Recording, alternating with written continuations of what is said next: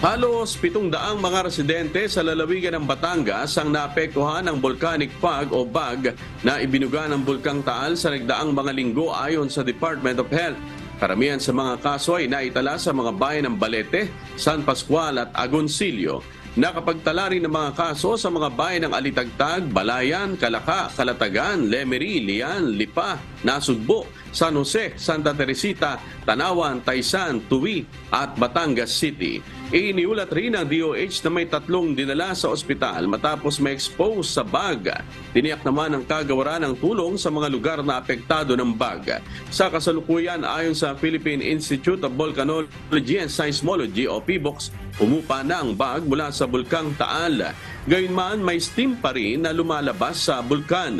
Wala namang indikasyon ng posibilidad ng pagsabog nito.